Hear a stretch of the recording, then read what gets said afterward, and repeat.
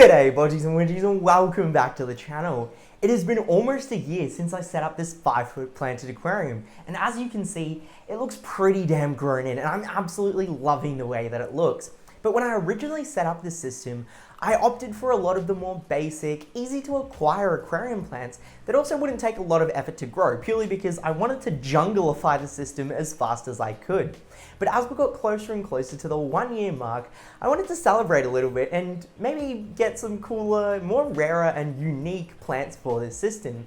And in perfect timing, a great friend of mine and also a lovely small business owner, Chloe from Chloe's Aquatic Center, offered to send me a really cool pack of rare, unique aquarium plants. So without further ado, let's unbox some of these plants and see how they've done in this system so far. Okay, so let's get to opening all of these plants. Now, from what I've been told, this consists of a bunch of different rare aquatic plant species. So let's have a look at what's in here. Aside from cutting the box, I've got no idea what kind of plants are included or what else is in here. Oh, okay, this is definitely the front side up, and there's already a bunch of really cool stuff. All right, so first of which, just standard business card. We've also got stickers and fish stickers. First one is there's an Aranda, and then honestly, if you can identify this fish, let me know. I got no idea what that thing is. What is this? Oh, are these plant pins? Look at that. Oh, that's a lead.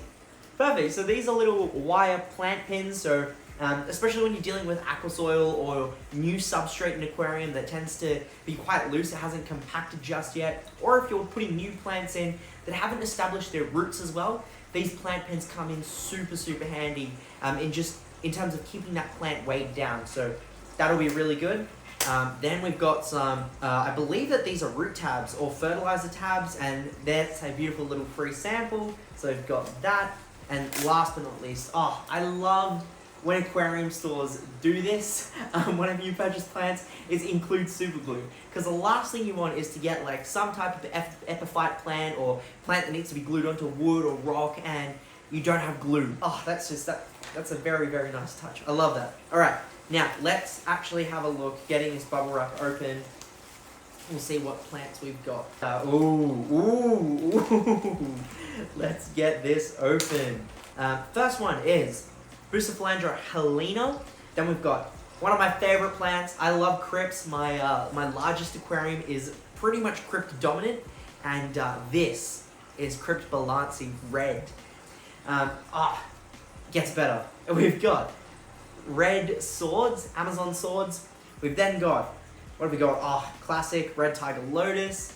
Lovely plant.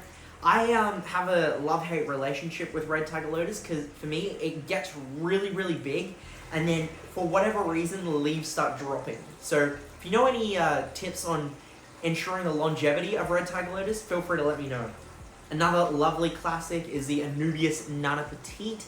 Lovely small little Anubias. Anubias tend to get very big leaves, but the Nana Petite is, as the name suggests, very small leafed Anubias. So lovely plant. I am not even going to try and pronounce this, nor do I know what plant this is. Schismatogaletus periotti. That's the first time I've actually seen this plant.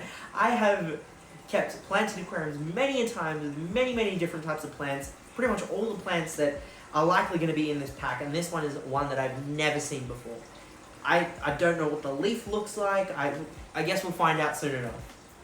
More Bucephalandra, brownie red wrinkle. I'm assuming that this is going to have some more crippled leaves. Crippled. It's going to have more crumpled leaves, hence the wrinkle. Not crippled. That's not a crippled plant. It's a very beautiful plant. Echinodorus, another Amazon sword or sword plant. Echinodorus Igazu 2009. This is like chef's kiss of Echinodorus or sword plants. Definitely one of the most high-end swords that there is. Love, this might be the coolest plant for me out of what we've got. There's not very much left, but it gets better. It definitely gets better. Aponogeton crispus. I have always wanted to get myself some Aponogetons. I love these plants. They are like a bulb plant. They kind of remind me of an onion. They're such cool plants. It keeps getting better. Oh, now I'm torn. Okay, I'm gonna rank my top 3 plants because they're all here. The crinums, crinum calistratum. These plants have such cool leaves. Very wrinkled, like ruffled leaves that just very, very cool. And it gets really tall, so it's kind of like in between a cryptobalancia and vallisneria. I think it's a great hybrid. But okay, for me, it would probably have to be the crinum first, the echinodorus second, and then the crispus third. But we've already got such phenomenal plants in this. And also, let's just, you know what, because I'm really excited to open up the echinodorus, let's look at the packaging. So all of them, firstly, labeled. Love that. They're all in their individual Ziploc bags, and to ensure that they stay wet during postage, they are also wrapped in very, very wet paper towel. But let's have a look to see just how well these plants are fared in the postage. No damage whatsoever, new shoots. Look at just how firm that thing is. That looks like it was pulled out of the water yesterday. Oh, there's a fly around me. Is that a fly or a mosquito? Lovely. Okay, what I'm gonna do is individually unwrap all of these plants, and then we can get them into the planted aquarium. Now, as far as mystery unboxings go, I don't think that could have played out any more perfectly, purely because had I have placed an order for rare plants myself, that's pretty much exactly what I would have ordered, minus the plants that I didn't even know the names of, nor did I know existed. Everything else, pretty much perfect. Now, before we have a look at the plants, and obviously you can see kind of just how amazingly they probably are doing without even having a direct look at them, I did want to quickly talk about Chloe and what she does. Chloe runs an online planted aquarium business where she specializes in not only the basic plants, but more importantly, some of the really cool, rarer, higher end plants as well. But what's amazing is that they're super affordable, and whether you get the basic or the rarer stuff, it's all grown in a standardized level of quality. So you know you're gonna get a super healthy plant, and in my experience, a pest-free and algae-free plant as well. It could have gone through like 24 hours or more of shipping. It took almost 2 days for the plants to arrive to me, but they arrived in such great condition, as you would have seen in the unboxing portion of this video as well. But now let's jump in and have a look at some of these plants and how well they're doing. Okay, so let's have a look at all of these plants. Mind you, they have already been in this tank for probably just over a month at this point, and some of them have already grown amazingly and thrown out pups and all of that cool stuff. So it just goes to show how well they're doing in this system, and you can see really how green everything is.